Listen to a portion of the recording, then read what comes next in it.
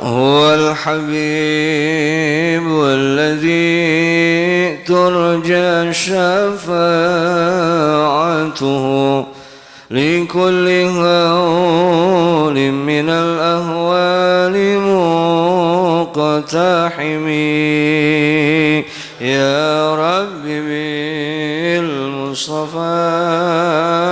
بلغ مقاصدنا واغفر لنا ما مضى يا واسع. فهو الذي ثم معنه وصورته ثم اصطفاه حنيئا بارئ النسم. يا رب بالمصطفى بلغ مقاصدنا. Bismillahirrahmanirrahim. Assalamualaikum warahmatullahi wabarakatuh.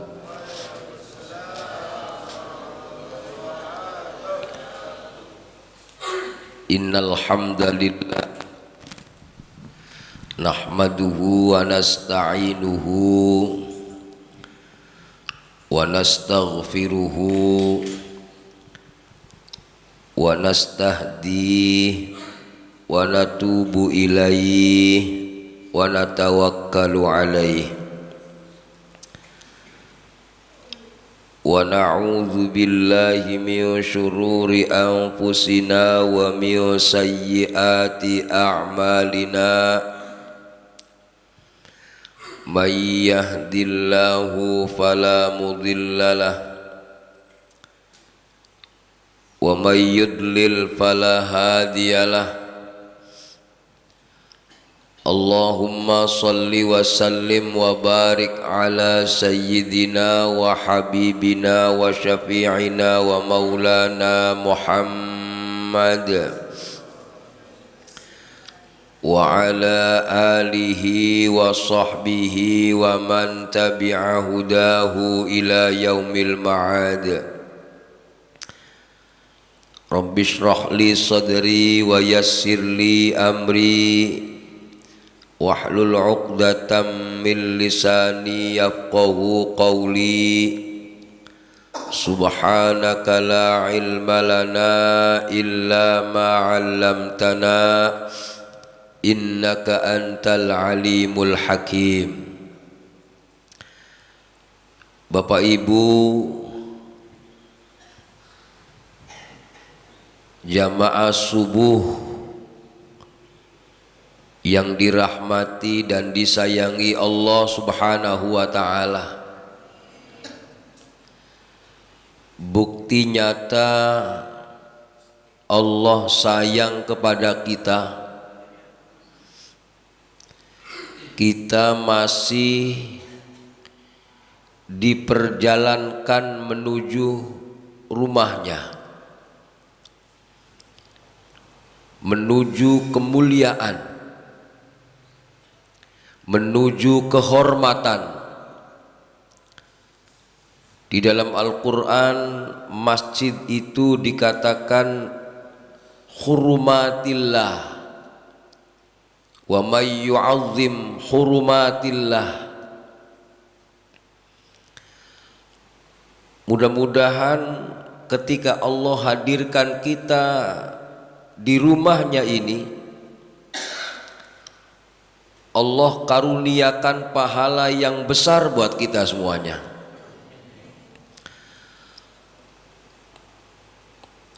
Oleh karena itu di pagi hari ini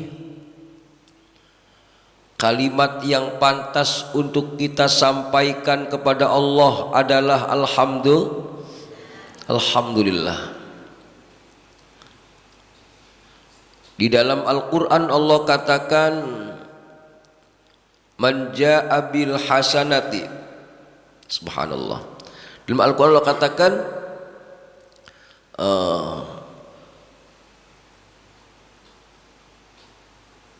semua kebaikan yang kita laksanakan itu datangnya dari Allah Subhanahu wa taala.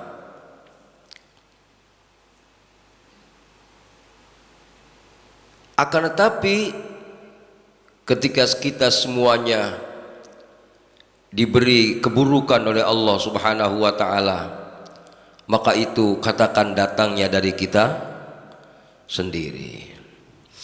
Subhanallah. Bapak Ibu yang dirahmati Allah Subhanahu wa taala, salawat dan salam kita sanjungkan kepada baginda Rasul sallallahu alaihi wasallam, kepada semua keluarganya, semua sahabatnya, serta seluruh pengikutnya ila yaumil qiyamah. Amin Allahumma ya rabbal alamin. Hadirin yang dirahmati Allah, pada subuh ini kita akan lanjut dengan kajian tafsir kita. Kemarin kita di At-Takatsur kalau nggak salah ya, Wailul Al-Lumazah ya. Maka pada pagi hari ini kita akan masuk di At-Takatsur. Seharusnya Al-Asr dulu ya Pak, saya lupa itu. Kalau yang pendek-pendek suka dilupakan itu. Begitu sampai sini saya harusnya Wal Asri dulu nih, tapi nggak apa-apa lah, kita langsung At-Takatsur aja. Baik, sebelumnya marilah kita dengarkan bersama-sama bacaan surah At-Takatsur. Yang pasti Bapak Ibu, di dalam Al-Quran Allah katakan wa idza quri'al Qur'anu fastami'u lahu wa ansitu la'allakum turhamun. Apabila dibacakan Quran, maka dengarkan, simak, agar kalian semua dirahmati Allah Subhanahu wa ta'ala. Bismillahirrahmanirrahim. Alhaakumut takatsur hatta zurtumul maqabir. Kalla sawfa ta'lamun.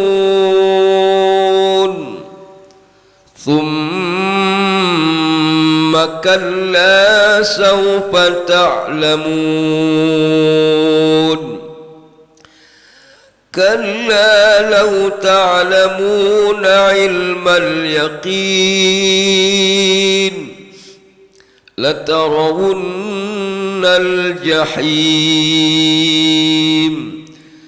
ثم لترونها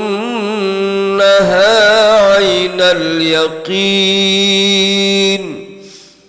ثم لتسألن يومئذ عن النعيم. Mari kita baca sama-sama. Bismillahirrahmanirrahim. Alhaakumut takatsur hatta zurtumul maqabir. Kalla sawfa ta'lamun. Thumma kalla sawfa ta'lamun. كلا لو تعلمون علم اليقين لترون الجحيم ثم لترونها عين اليقين ثم لتسألن يومئذ عن النعيم. صدق الله العظيم. Hadirin yang dirahmati Allah Subhanahu wa taala, Ada pendapat yang mengatakan at-takatsur itu adalah makkiyah. Kenapa at-takatsur dikatakan makkiyah? Makkiyah maksudnya surah ini diturunkan ketika Nabi belum hijrah ke Madinah. Berarti masih di Mekah. Imam Muqatil dan Imam Al-Kalbi mengatakan ayat ini turun pada menjelaskan dua kabilah suku Quraisy. Berapa, Bu? Dua kabilah. Siapa dua kabilah itu? Itulah kabilah Bani Abdi Manaf, yang kemudian yang keduanya ada kabilah namanya Bani Saham. Ini dua kabilah ini kalau bahasa kita mah dua keturunan, dua bronjotan. Bronjotan itu apa ya? No, keturunan orang no. No bapak gua no, belah sono no. No, bapak gua kawin lagi belah sono no. Kira-kira begitu. Dua kabilah ini kalau dalam keterangan membangga-banggakan pimpinannya. Ini kabilah ini yang hebat pimpinan gua no. Ngapa? Oh, dia mah. Lihat be kontrakannya. Misalkan kalau zaman sekarang. Itu kan ya. Lihat be proyeknya. Lihat be anak buahnya kayak gitu. Kabilah yang satunya orang mau terima. Dia mah nggak ada apa-apanya, kita mah. Lihat be nih pimpinan gua. Lihat bapak gua. Jadi ujung-ujungnya gontok-gontokan, berebut kehebatan dari masing-masing kelompok sampai nggak selesai. Ya udah, kalau lu orang percaya, ayo kita kuburan. Nih, makanya hatta zurtumul maqabir, sampai diunjukin ini kuburan dia nih, ini bos gua nih, pimpinan gua nih, gitu tuh. Nah, ini satu pendapat yang pertama. Artinya kalau melihat pendapat ini dulunya masing-masing kelompok antara Bani Abdi Manaf dengan Bani Saham ini saling bangga-banggaan sampai datang ke kuburan, begitu kira-kira. Lalu bagaimana untuk kita saat ini? Apakah kita masih gontok-gontokan nenek moyang gua hebat, nenek moyang gua hebat? Mungkin masih ada, mungkin. Yang kenyataan sekarang lagi rame. Tidak perlu saya ulas di sini. Tapi itu kemungkinan ayat ini akan turun berkesinambungan. Karena bagaimanapun juga selagi ayat Quran ini masih ada, berarti kasusnya ayat ini pasti masih ada. Begitu kira-kira. Jangan aneh kalau masih ada orang yang membangga-banggakan keturunan, membangga-banggakan bos, kelompok, golongan, dan lain-lain. Namun walaupun seperti itu, ada ulama tafsir yang lain yang mengartikan selain Imam Ibnu Katsir ini, diantaranya Imam Qurtubi, Imam At-Tabari misalkan, itu mengartikannya banyak orang sekarang berbangga-bangga dengan nikmat Allah. Mana nikmat Allah? Makan. Badang apaan lu? Wah, tempe sama tahu, sama sop dah paling top. banggain madang, gitu tuh. Ada lagi banggain pakaian, bisa. Maaf, datang ke pengajian cuman nunjukin baju baru doang, nunjukin kerudung baru, sampai ngaji begini Mbak ini ya Bu, nggak ada di sini Mbak ya, nenek-nenek semua banggain apaan?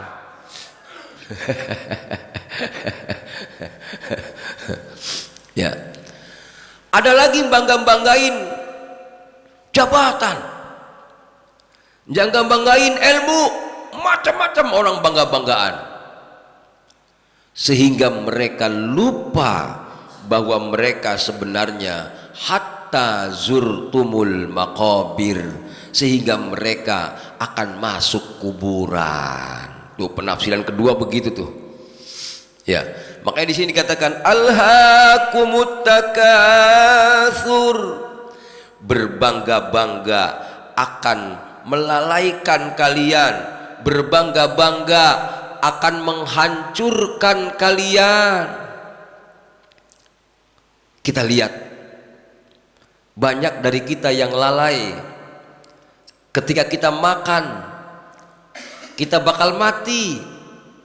Ketika kita minum, kita bakal mati. Banyak yang lalai seperti ini, termasuk saya. Kenapa saya katakan termasuk saya? Subhanallah, Rasulullah Shallallahu Alaihi Wasallam bersama sahabat Abu Bakar dan sahabat Umar, singkatnya cerita, keluar. Kenapa keluar? Karena Rasul belum makan. Ternyata begitu Rasul belum makan, tanya sama sahabat Abu Bakar, udah makan belum Abu Bakar? Belum ya Rasulullah. Umar, kamu udah makan belum? Belum. Sama. Ya udah kita jalan yuk. Mampir ke sebuah tempat di mana di situ begitu datang, assalamualaikum, waalaikumsalam. Bapaknya ada Bu, bapaknya nggak ada ya. Yang diharapin dianya ada, bakal dipotongin ayam, ya kan ya. Ternyata bapaknya nggak ada. Begitu bapaknya nggak ada, kata ibunya, kata istrinya, lagi ngambil air. Sebentar ya Rasul, ntar juga datang. Ya udah tungguin dah. Begitu ditungguin hadirin, kemudian Rasulullah, orang itu datang, Rasul dipotongin kambing, kemudian kurma yang enak-enak, ada kurma muda, ada kurma yang udah mengkel, ada kurma yang udah matang. Disitulah Rasulullah Shallallahu Alaihi Wasallam sekali-kalinya kenyang. Hebat itu. Ketika ditanya kapankah Rasul kenyang, tuh di situ.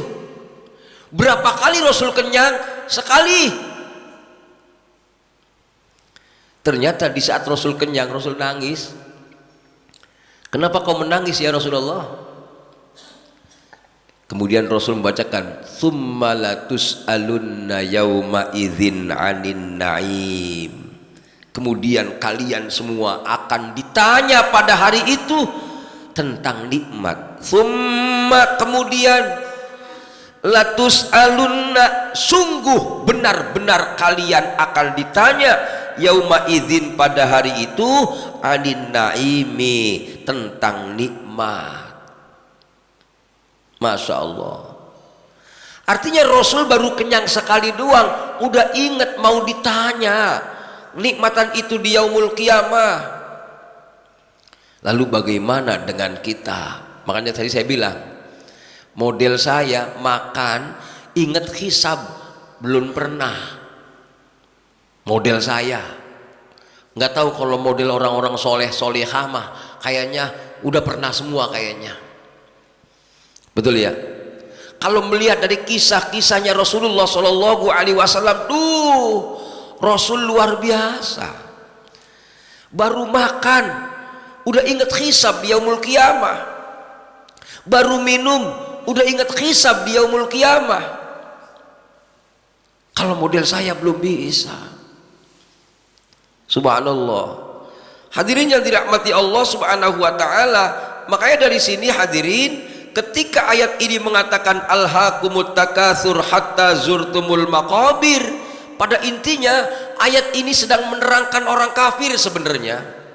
Wahai orang kafir, ingat-ingat loh. Ingat-ingat apa?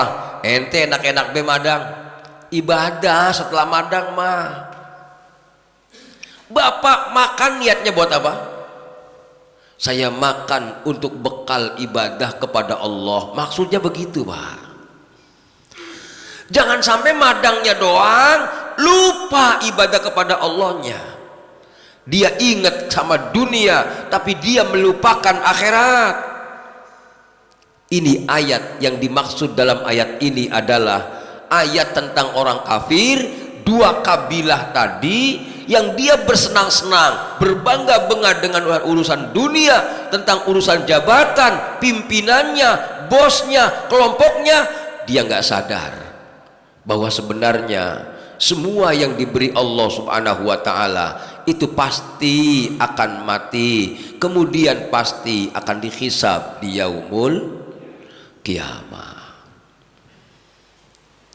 Makanya lihat dalam surah Abasa itu, Abasa wa tawalla an ja'ahul a'ma wa ma yudrika la'allahu yazzakka aw yadhakkaru fatanfa'ahu dhikra amma man istaghna fa anta lahu tasadda wa ma 'alaika alla yazzakka wa amma man ja'aka yas'a wa huwa yakhsha fa anta 'anhu talaha kalla innaha tadhkirah faman syaa'a dzakarah fi suhufin mukarramah marfu'atin mutahharah bi aidi safarah kiramin bararah qutilal insanu ma akfarah min ayyi syai'in khalaqah. Yuk, kita diciptakan dari apa? Min nutfatin khalaqahu faqaddarah. Kita asalnya dari nutfah, air mani. Kemudian air mani dikokohkan di rahim ibu kita. Tsummas sabila yassarah. Begitu datang waktunya lahir, itu bocah ditonggengin, palanya di bawah. Kenapa? Karena Allah mudahkan kelahirannya. Tapi maaf, ketika sudah lahir, pada ujung-ujungnya tsummas sabila yassarah tsumma amatahu fa aqbarah. Ternyata ketika udah lahir mau masuk kuburan, mau mati. Artinya kalau seandainya memang kita ini mau mati, andai kita ini lupa dengan adanya nikmat itu, apalah jadinya kita ini. Nah, makanya di sini hadirin yang dirahmati Allah Subhanahu wa taala, kalau dalam tafsir Imam At-Tabari itu dikatakan ayat ini ayat madaniyah.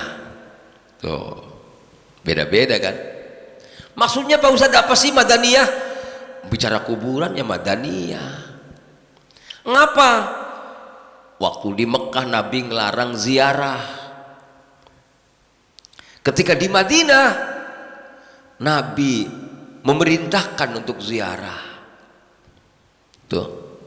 Kenapa Nabi memerintahkan untuk ziarah?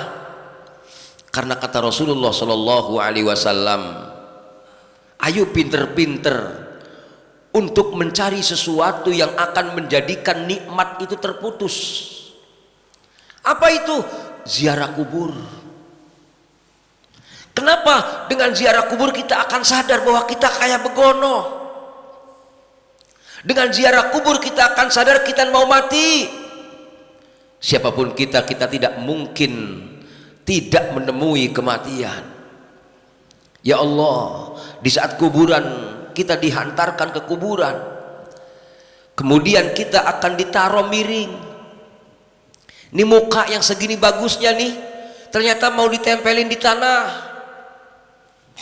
Kemudian setelah itu kita akan ditutup, kita akan ditinggal sendirian. Kata Rasulullah Shallallahu Alaihi Wasallam, tiga hal yang mengikuti kita ketika kita mati. Teman kita, harta kita, saudara kita, termasuk teman tuh, anak kita ngiring kita ke kuburan, mungkin saja mobil kita membawa kita ke kuburan. Tapi nampaknya yang dua ini pulang. Anak kita pulang, mobil kita pulang, teman kita pulang.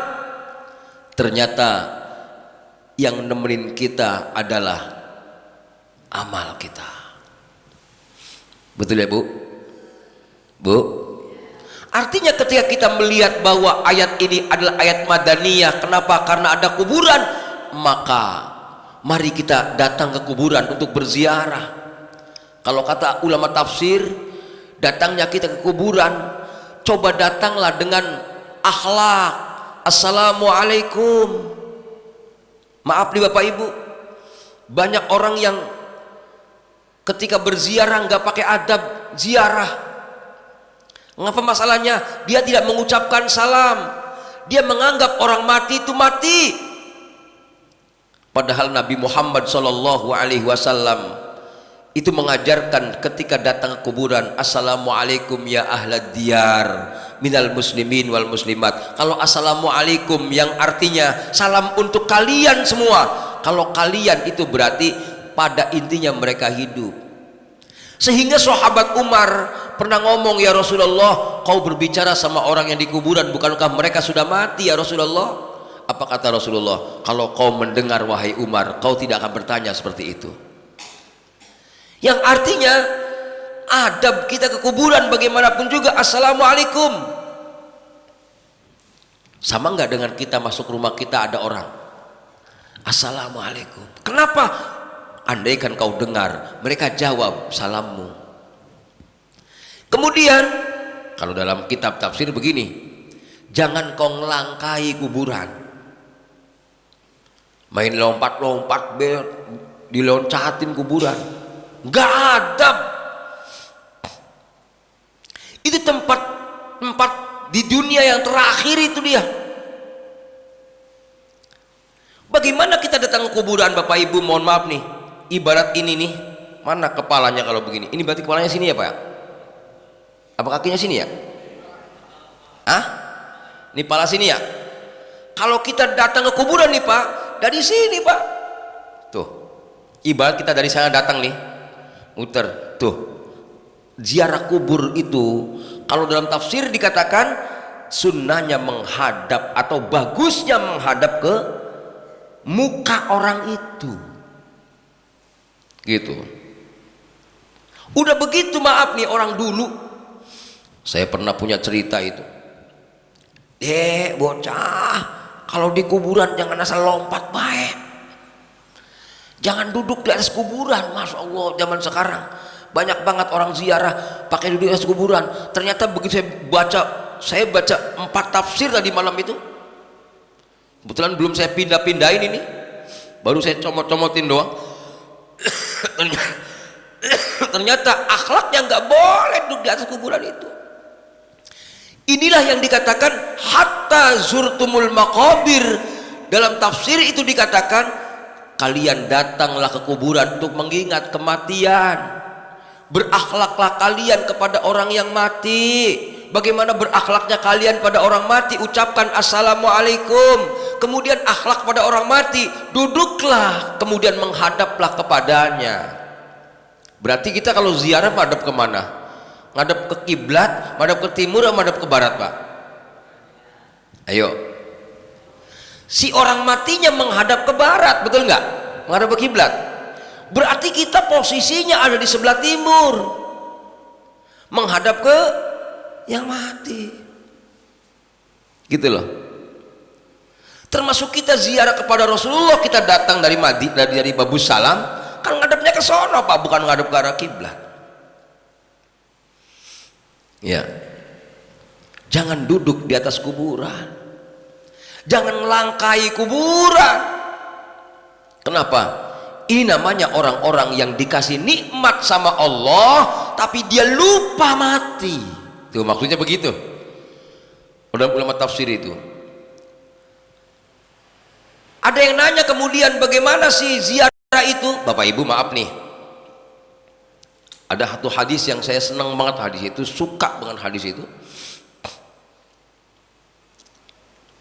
Tidak ada yang paling menyenangkan ahli kubur selain menziarahi kuburannya. Ini paling tinggi. Ustaz doain, ya nyenengin. Sedekah, ya nyenengin. Kalau Rasulullah, maaf, Rasulullah ketika istrinya sudah wafat, Rasulullah kalau ingat istrinya potong kambing, pergi ke pasar nyari kambing. Kemudian istri yang mudanya, karena Rasulullah setelah itu kan nikah lagi sama Aisyah, disuruh motong ngasah golok. Bininya ngasah golok, Bu. Rasulullah, Bu, buat apa? Buat nyenengin bini yang udah meninggal. Kira-kira ibu mau nggak kayak gitu? Ya orang mau kalau kita mah ya, Bu. Iya, kenyataannya beda tuh. Nah, baru setelah itu Rasul megang kambingnya. Aisyah, kamu pegang palanya, sini goloknya, saya yang motong. Buat siapa kau motong kambing ini ya Rasulullah? Buat Khadijah. Artinya ini Rasulullah berarti sedekah buat yang meninggal. Bagus Ustadz, bagus, iya. Tapi maaf, dalam satu hadis dikatakan yang paling membahagiakan ahli kubur, di samping mendoakan, di samping bersedekah, datanglah ke kuburannya. Tuh, ini orang ngiriminnya doang, datang mah ora, begitu loh Pak. Bapak kirim doa kan ngirimin doang itu. Ngirimin mah iya. Ini orangnya mana sih, orang nongol-nongol? Bahasa kitanya orang dulu begitu ceritanya Pak. Saya nggak bacakan dalilnya nih. Nanti kalau buat dalilnya ada semua di tab saya nih. Dari berbagai macam kitab tafsir. Nah, dalam satu hadis dikatakan, maaf nih Pak, apabila ada seorang anak di dunia selagi dia belum bisa berbuat baik kepada orang tuanya, selama dia hidup belum pernah berbuat baik sama orang tua, alias anak ini anak durhaka. Tapi begitu orang tuanya meninggal, dia datang ke kuburannya, maka kata Rasulullah, saksikan bahwa anak ini anak yang berbakti kepada kedua orang tua. Masya Allah, selama hidupnya orang pernah bakti pisan, selama hidupnya orang pernah berbuat baik pisan. Tapi nampaknya begitu orang tuanya meninggal, dia datang ke kuburannya, maka orang ini dikatakan, catatlah dia sebagai orang yang berbakti kepada kedua orang tuanya. Subhanallah, luar biasa. Maaf Bapak Ibu, ada orang di masa hidupnya berjuang, merasa orang tuanya miskin, gak bisa membiayai dirinya, dia berjuang bagaimana dia besar, bagaimana dia kuat, bagaimana dia kaya. Maaf, orang tuanya meninggal, datang juga kagak. Ngerasanya apa? Alah, orang tua apa baik, saya sukses dewek, saya bikin rumah dewek, saya sekolah dewek. Orang tua meninggal, bagian baik, telepon, udah dikubur dia kubur, saya nggak bakal pulang. La ilaha illallah. Ada nggak kayak gitu orang? Sedih banget saya mendengar ucapan ini, perih, gitu ya. Begitu kuburan zaman sekarang kan di Pak, kalau nggak dibayarin tahunannya, kalau nggak salah apa ya, Itu kan lama-lama sekian tahun ditumpuk ya Pak. Apalagi maaf ada kuburan kena gusur tol misal, dipindahin Pak. Ini orang akhirnya nggak tahu kuburan orang tuanya, sehingga sudah tua dia, maaf, anaknya akhirnya seperti ini. Anaknya sukses, tapi nampaknya anaknya, maaf Bapak Ibu, dibales Allah, anaknya kaya, dianya masih ngontrak, alias maaf, rumah pun gak punya. Dia minjem duit buat makan sama anaknya, anaknya marah, padahal anaknya punya mobil mewah. Dia nangis, sehingga inilah yang dikatakan dalam satu hadis, birru abaakum tubirrukum abnaukum. Berbuat baiklah kepada orang tua kalian, kelak anak-anakmu akan berbuat baik kepadamu. Menyesal iya, saya bilang ente nyeselnya doang, datang ke kuburannya, datangi kuburannya. Inilah yang dikatakan alhaakumut takatsur hatta zurtumul maqabir.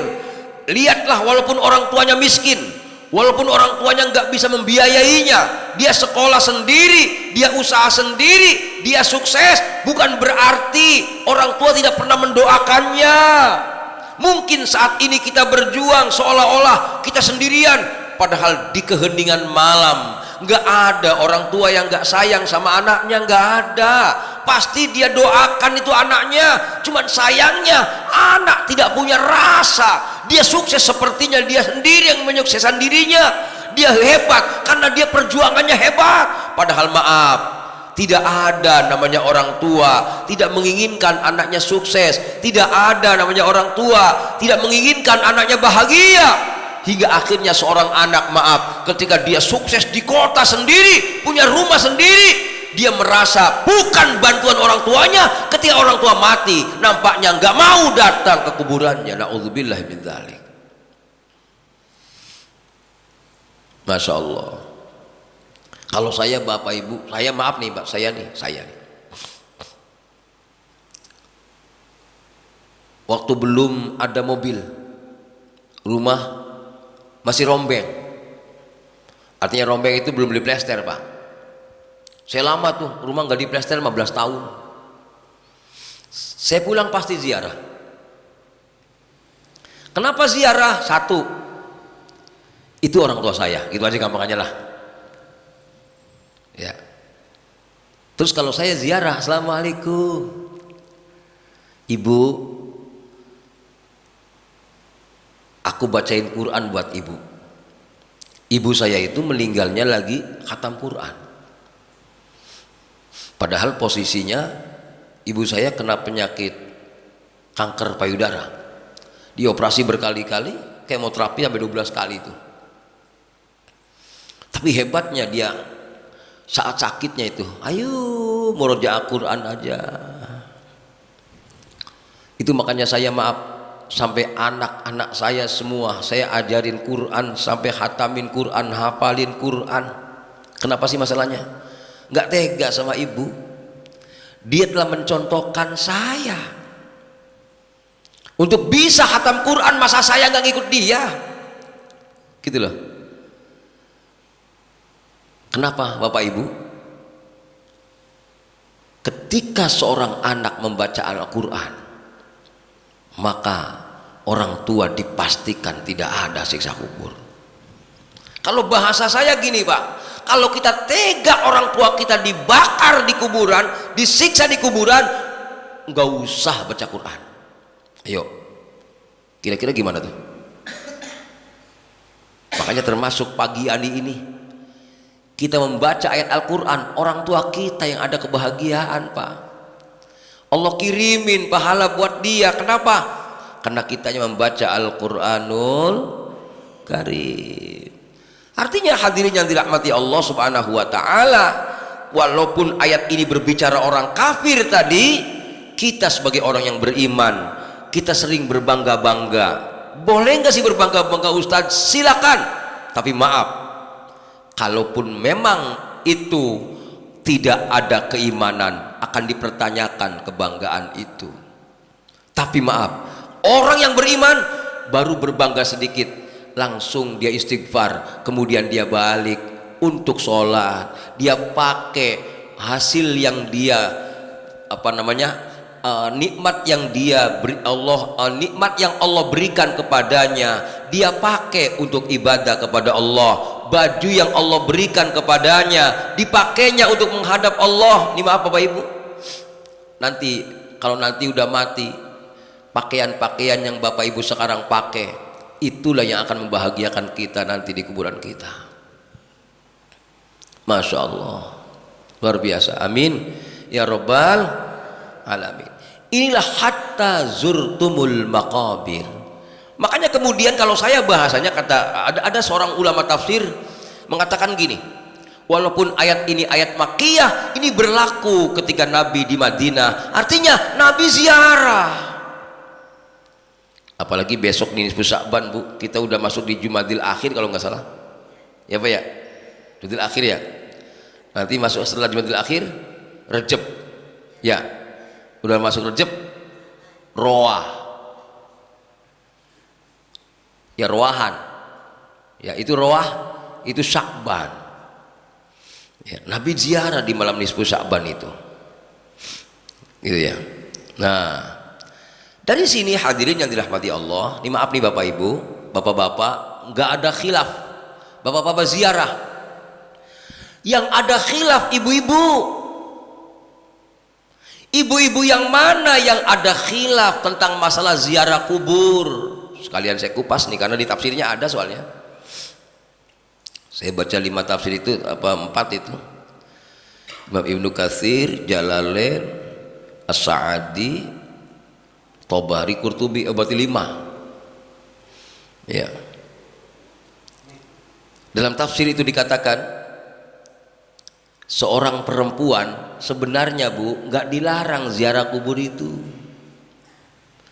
Yang dilarang itu ketika ziarah kubur di situ ada orang lanangnya, itu doang. Yang kalau masalah ada orang lanang mah jangankan ziarah kubur, di masjid ada orang lanang mah haram, misah. Betul enggak? Makanya lihat Masjid Nabawi itu, wadon di mana, laki di mana. Lihat itu di Masjidil Haram, nyampur begitu, lanang di mana, wadon di mana, tetap yang namanya itu mah. Artinya larangan ziarah kubur bagi perempuan bukan masalah ziarahnya, tapi masalah kumpul sama laki-lakinya. Walaupun ada pendapat yang mengatakan perempuan itu hatinya renyah, takut cepat runtuh hatinya. Nah paling ini doang nih. Kadang-kadang orang wadon sih ziarah kubur tuh udah teriak-teriak lagi baik. Yang tidak dibolehkan, maaf Bapak Ibu, teriak-teriak ketika ada orang meninggal. Aduh Bapak, nanti saya sama siapa? Kadang-kadang ada yang merobek-robek bajunya, ada yang merobek-robek menarik-narik rambut kepalanya. Dalam hadis Rasul dikatakan, ingat-ingat Bapak Ibu semuanya, ketika ada orang yang keluarga kita meninggal, maka enggak usah teriak, tutup mulut kita, baca innalillahi wa inna ilaihi raji'un, doakan saja dia. Kenapa masalahnya? Karena ternyata ketika Rasulullah berdialog dengan malaikat Jibril, pada kesimpulannya orang yang meninggal akan mendapatkan siksa berat. Itu diantaranya adalah karena perlakuan dari keluarganya yang teriak-teriak, ngomong yang macam-macam tadi. Bapak, kalau Bapak mati siapa nanti yang nemenin saya? Jangan tinggalin saya. Banyak kan kayak gitu tuh. Ini biasanya yang kayak gini orang wadon, begitu kira-kira. Mana orangnya? Ya Allah, gitu loh. Makanya ada ulama tafsir yang mengatakan kalau memang perempuan itu kuat, kemudian di kuburan itu tidak ada kemaksiatan, apalagi yang datang ke sono nenek-nenek yang udah keriput, ilokan masih senengan amat sama laki-laki baik, begitu kira-kira. Makanya perempuannya sudah tua diperbolehkan ziarah. Tuh, Bu, paham dari sini, Bu? Nah, yang pasti hadirin yang dirahmati Allah Subhanahu wa taala, kenapa sih demikian? Ulama tafsir mengatakan demikian karena pada intinya kalla saufa ta'lamun, thumma kalla saufa ta'lamun, kalla law ta'lamuna ilmal yaqin. Kalla saufa ta'lamun, sekali-kali tidak, kelak kamu akan mengetahui akibat perbuatanmu. Artinya maaf, yang paling dituntut di sini adalah kenapa kita ziarah kubur? Karena kita nyadari bahwa kita ini pasti akan mati dan pasti akan dihisab oleh Allah Subhanahu wa taala. Lalu misalkan kita madang tuh, minum tuh, perbuatan kita minum akan dihisab Allah, maka kemudian minumnya kita diniati untuk ibadah kepada Allah, makannya kita diniati ibadah kepada Allah, tidurnya kita diniati ibadah kepada Allah. Ya Allah, luar biasa Pak. Ini maaf nih Pak, nggak usah jauh-jauh bicaranya, kita pulang ke rumah nih, kemudian kita mengucapkan assalamualaikum, kita doa kemudian, ya Allah, saya minta kepadamu tempat masuk yang paling baik, saya minta kepadamu tempat keluar yang paling baik, atas namamu kami masuk, atas namamu kami keluar. Maaf nih Pak, kemudian kita masuk nih, masuk rumah. Ketika kita masuk rumah, kemudian di situ ada niatan untuk berdoa, ada upaya untuk mengenang Allah, untuk melihat kebesaran Allah, maka di saat itulah kemudian Allah perkenankan kita masuk rumahnya kita sama dengan mendapatkan pahala jihad fisabilillah. Masya Allah, makanya hati-hati tuh, walaupun masuk rumah kita dewek terhitung jihad. Nih baju, Masya Allah, kalau ingat Rasulullah itu luar biasa Pak. Begitu pakai baju Rasulullah Shallallahu Alaihi Wasallam, langsung ingat Allah. Ya Allah, jadikanlah bajuku aku bersyukur kepadamu yang telah kau menjadikan baju untukku dan telah menutupi auratku. Pernah nggak kayak gitu sama Allah? Bu, ya Allah, makanya saya kalau lihat Rasul tadi saya katakan Rasulullah seperti itu, saya belum bisa. Kenapa? Nggak usah jauh-jauh bicaranya, bagaimana kita pakai baju ingat Allah ora. Sedangkan maaf, kalla saufa ta'lamun, thumma kalla saufa ta'lamun, sekali-kali tidak, jangan melakukan itu, kelak kamu akan mengetahui akibatnya. Alias berbangga-bangga itu akan pasti akan ada akibatnya, pasti akan ada hisabnya. Lalu buat kita orang Islam apa? Tadi Rasulullah contohkan, makan akan dihisab, pakaian akan dihisab. Berarti ketika kita mengamalkan ayat ini, bagaimana kita mengamalkan pakai baju ada Allah. Begitu dulu tuh. Bagaimana sih mengamalkan baju ada Allah? Ya udah, kalau pakai baju ngomong sama Allah, ya Allah, terima kasih kau berikan aku baju untuk menutupi auratku. Tuh, ngapa masalahnya? Ini kita doktrin diri kita biar jangan sampai kita punya baju disombongin, begitu maksudnya. Tujuannya. Bu, tahu nggak hadis masalah nyombongin punya baju? Bu, ada orang, ini dibuka di Tafsir Munir Syekh Nawawi Al-Bantani, Ya, itu bukan hadis riwayat ya, maaf, riwayat. Ketika nanti di yaumul qiyamah ada orang dibangkitkan dari kuburan,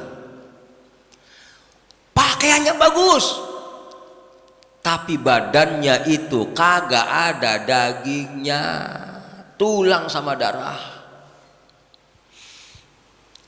Ketika ditanya sama Rasulullah, Jibril, itu siapa? Itu umatmu ya Rasulullah, yang selalu membanggakan pakaiannya. Masya Allah. Bagaimana kita tidak membanggakan pakaian? Tadi ngomong sama Allah dong, ya Allah, terima kasih. Artinya biar kita ngerti bahwa ketika ada orang yang muji-muji kita, yang akan menjadikan kita lupa dengan nikmat Allah, kita balik terhadap nikmat Allah. Ya Allah, bukan saya yang punya kau. Makanya paling seneng itu, maaf, ada orang tua udah meninggal pak, pakaiannya habis. Sebelum meninggal tetangganya nengokin, nengok baju ono bawa, neng baju ono bawa. Begitu diumumkan telah berpulang ke rahmatullah Ibu Anu bin Anu pada tanggal sekian, innalillahi wa inna ilaihi raji'un, anak-anaknya pengen ngurusin pakaiannya mau dibagikan, ternyata dipakai di lemarinya sudah habis pakaiannya. Ditanya sama orang-orang, pakaian ibu saya pada nggak ada semua, kena kemana ya? Ibu kamu itu waktu dia masih sakit dia udah bagi-bagiin duluan, nggak ada hisab dia yaumul qiyamah, ringan hisabnya. Bu, ingetin nih, dia termasuk bapak-bapak juga. Ngapa masalahnya? Kan ada hisab. Kalla sayalamuna thumma kalla sayalamun.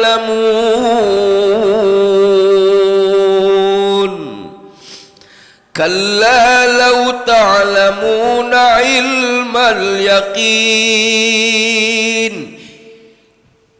Sekali-kali tidak, jangan melakukan itu sekiranya kamu mengetahui dengan pasti niscaya kamu tidak akan melakukannya. Nah, harapan tadi pakai baju dengan membaca alhamdulillah ya Allah itu biar muncul ilmal yakin. Jadi akhirnya kita dikasih nikmat mau bangga-banggain nggak bisa, gitu loh.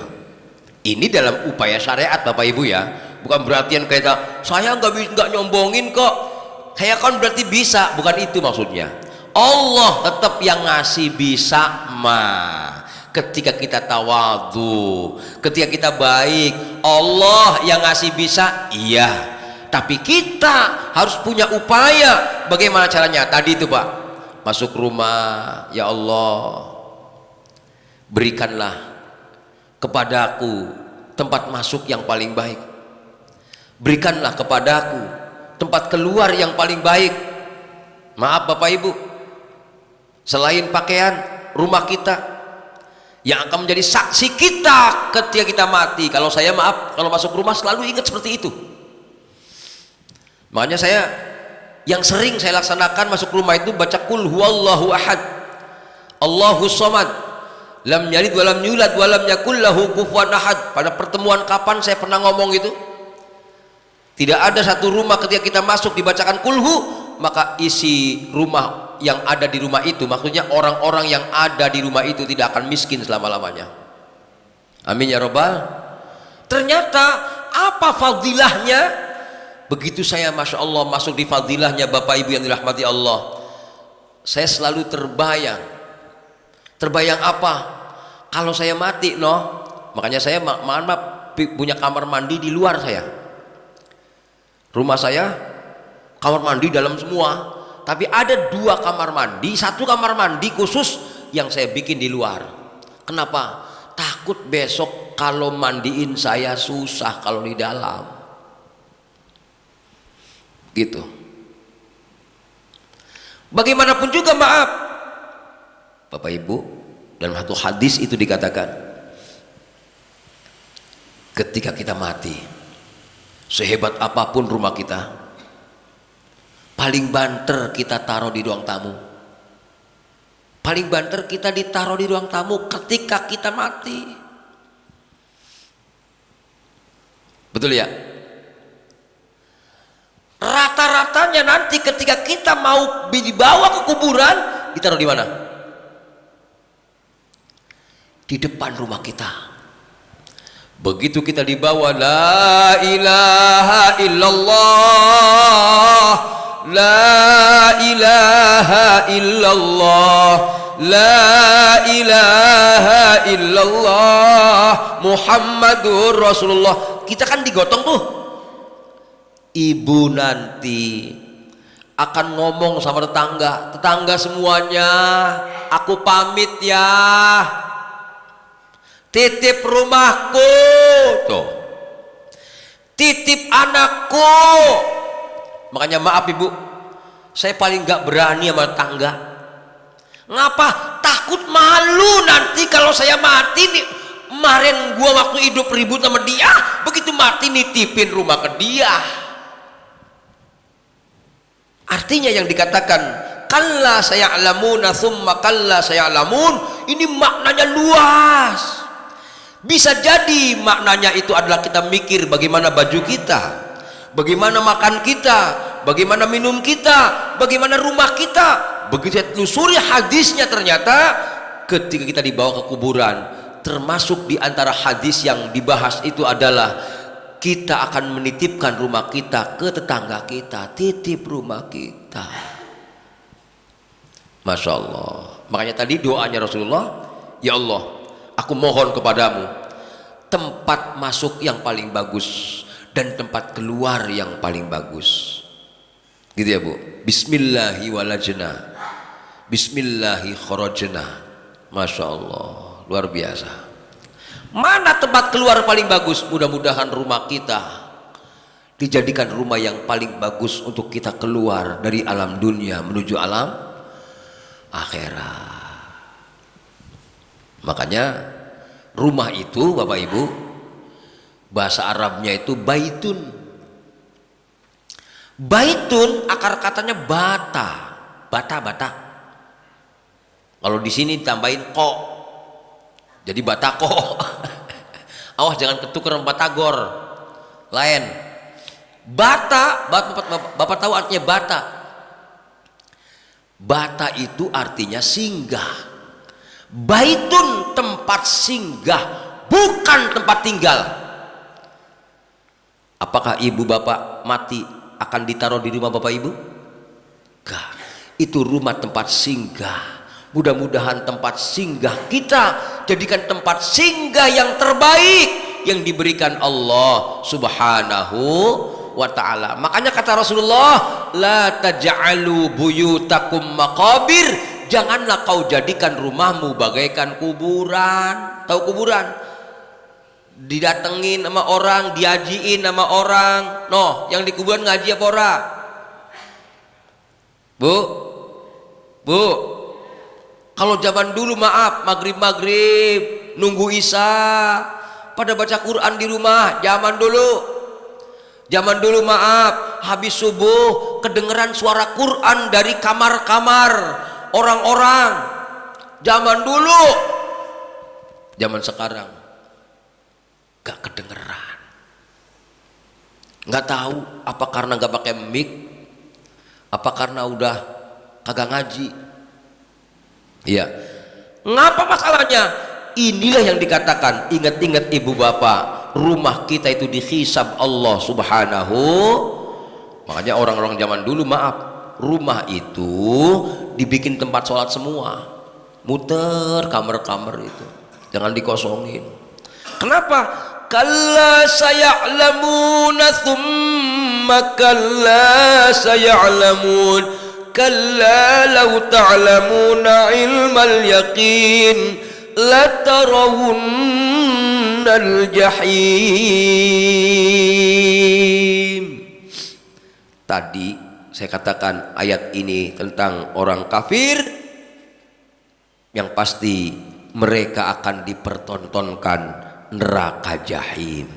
Latarawunna, ini asalnya lamnya lam taukid, nunnya nun taukid. Latarawunna, pasti kamu benar-benar tuh, pasti kamu benar-benar akan melihat neraka jahim. Tadi itu orang kafir. Kenapa? Karena orang kafir ciri-cirinya dia gila dunia, lupa dengan akhirat. Kalau kita maaf, mudah-mudahan dengan adanya kita tadi beresin rumah karena Allah, masuk rumah karena Allah, tidur karena Allah, ya, pakaian karena Allah, yakin, ya, yakin semuanya akan kita dapatkan pahala itu. Tuh, thumma latarawunnaha 'ainal yaqin, kemudian kalian benar-benar akan melihatnya dengan ainul yakin. Kemudian thumma latus'alunna yauma idzin 'anin na'im. Yang saya ingat Bapak Ibu, saya baca dalam kitab Al-Mujirur Rabih fi Thawabil Amalis Shalih. Dalam kitab itu dikatakan begini, ketika kalian mati, amal apakah yang pertama kali akan menemuimu? Ternyata dalam kitab itu dikatakan, ada hadisnya itu, panjang sekali hadisnya. Yang akan pertama kali datang kepadamu adalah amalmu membahagiakan orang lain. Begitu kita dimasukkan ke kuburan, kita orang-orang pergi, kita ditinggal dewek. Di saat itulah kemudian sebelum malaikat Munkar dan Nakir datang, ini dia, malaikat-malaikat akan datang menemui kita dalam bentuk laki-laki yang ganteng-ganteng. Kemudian kita bertanya, siapa kau? Apa yang mereka jawab? Aku Surur. Tahu Surur, Bu? Ini malaikat Surur. Malaikat Surur itu malaikat yang nyenengin orang. Makanya maaf nih Bapak Ibu, orang-orang kafir bodoh amat, orang mau seneng mau nyenengin saya apa ora, ya bodoh amat sama orang kafir.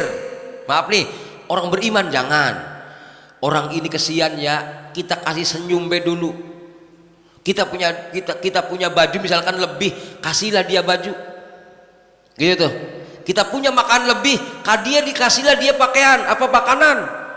Kalaupun kita senang dengan ngobrol sama dia, bercengkrama lah, ngapa masalahnya? Maaf, ketika kita nanti masuk ke kuburan, inilah yang dikatakan malaikat Surur yang akan datang pertama. Ngenalin dia, siapa kau? Aku Surur. Surur siapa? Kamu loh kemarin nyenengin orang itu. Kata Rasulullah, ketika ada orang nyenengin orang lain, satu orang disenengin, Allah turunin satu malaikat, Pak, yang mendoakan orang ini sampai yaumul qiyamah. Ya Allah ampuni dia, ya Allah sayangi dia. Nah, di saat nanti di kuburan datang dia tuh, ketika datang kenalin. Bisa dibayangkan Pak, kalau saya ngaji seperti ini nih, nyenengin orang banyak nih. Makanya saya kalau bicara ilmu nggak punya ilmu Pak. Udah orang ngundang saya, orang minta saya datang, berarti saya harus bisa nyenengin dia. Yang saya bayangkan cuma satu, kalaupun ilmu saya nggak ada apa-apanya, yang pasti saya menyenangkan semua orang. Akan ada hisabnya di yaumul qiyamah, akan ada hisabnya nanti di kuburan, kan gitu ya Pak? Mana hadisnya tuh? Ilokan kalau bahasa saya, malaikat Surur nggak kenal saya, ya ilokan saya ketika nanti di kuburan. orang datengin malaikat surur. Malaikat ini datang. Siapa kau? Aku surur. Surur yang mana? Oh, di Masjid Nurul Iman Pondok Jaya. Gua akan resep banget kalau lu ngisi, kan begitu kan. Malaikat turun, nyenengin orang. Malaikat turun, Allah turunin satu malaikat, Allah turunin satu malaikat yang mendoakan kita ketika kita ngedoai, apa ketika kita nyenengin orang lain. Makanya hati-hati Pak yang suka merengut, ada di sini Pak. Yang mana orangnya?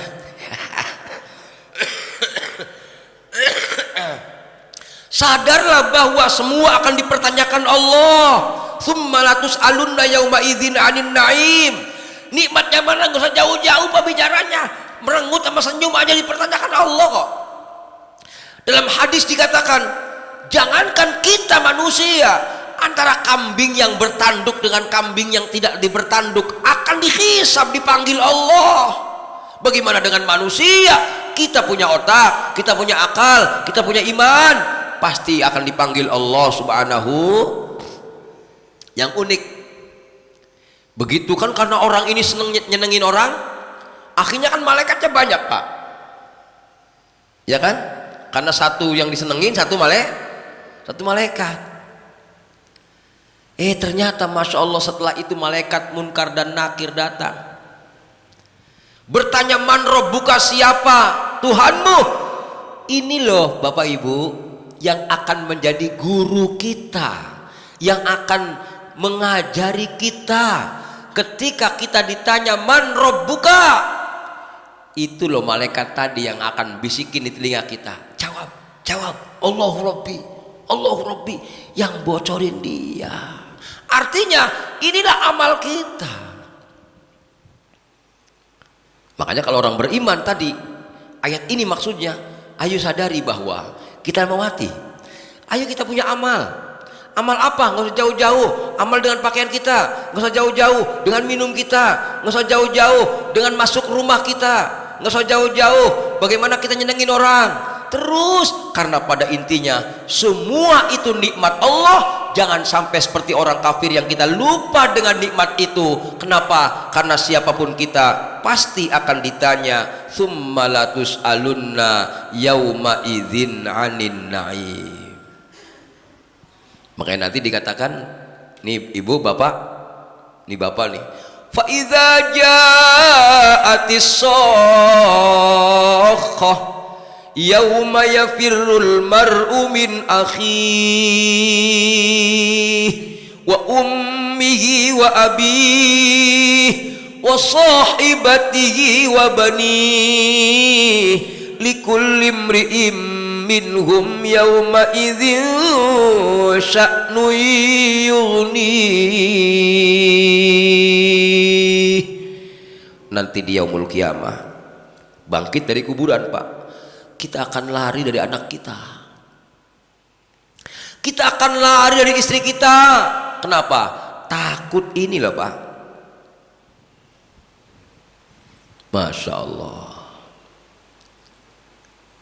Bahkan kita akan lari dari orang tua kita karena kita belum bisa berbuat baik pada orang tua kita. Masya Allah, luar biasa. Berapa kali kita membentak orang tua kita? Berapa kali kita kecewa sama orang tua kita? Maaf, dalam kitab Imamul Ghazali Mukasyafatul Qulub, apabila seorang anak yang merasa orang tuanya nggak adil, ada nggak kayak gitu? Bapaknya ngasih ini sama si yang gede, ngasih ini sama yang kecil, yang ini, maaf tuh. Ujung-ujungnya apa? Bapak gua orang adil, saya mah dikasih segini doang. Nah abang gua noh, udah banyak bener Pak. Kalau dalam kitabnya Imamul Ghazali dikatakan, apabila ada seorang anak yang mengatakan bahwa orang tuanya nggak adil, katakan anak ini anak durhaka. Masya Allah, baru begitu doang Pak, baru begitu doang. Artinya kehidupan kita, ya Allah, kalau saya bahasanya, kalaupun saya istighfar 100 kali, kalau Allah subhanahu wa ta'ala belum mengampuni dosa saya, kayaknya nggak terampuni Pak. Kenapa masalahnya? Saya terlampau banyak untuk marah sama orang tua, saya terlampau banyak untuk ngeluh sama orang tua, saya terlampau banyak untuk merengut sama orang tua, untuk ngomong sama orang tua yang nggak enak. Saya ini mah kagak ini ngomongin saya dek mah. Kenapa? Ini yang dikatakan summalatus alunna yauma idzin 'anin na'im, semuanya akan dimintai pertanggungjawaban di hadapan Allah Subhanahu wa taala. Artinya dari sini hadirin yang dirahmati Allah, ayo terus asah Pak, asah batin kita, asah hati kita melalui apa? Melalui sholat jamaah. Jangan lupa ziarah tadi tuh. Tadi ada ziarah kubur kan tadi kan? Pada intinya tadi hatta zurtumul maqabir. Ayo ziarah Pak. Kenapa? Karena untuk melatih ketipisan hati, biar kita mengingat kematian akan selalu ketika kita menghadapi hal-hal yang kan selalu diantemin tuh kita tuh, kadang-kadang dimaki orang, kadang-kadang dicuekin tetangga, kadang-kadang macam-macam. Itu nanti ujung-ujungnya ketika kita ini hatinya lembut, diuji kayak apapun tetap merunduk kita. Nah itu harapannya tuh, hingga akhirnya hisabnya ringan. Walaupun seperti itu, Rasulullah Shallallahu Alaihi Wasallam mengajarkan doa. Bapak Ibu silakan dibaca doanya. Allahumma hasibni hisabay yasira. Nih, Allahumma ya Allah, hasibni, hisablah aku, hisabay yasira, dengan hisab yang ringan. Minta sama Allah. Kalau Allah udah ngisab kita yang ringan, nggak banyak pertanyaan, udahlah surga baik. Amin. Amin ya robbal. Apa tadi doanya?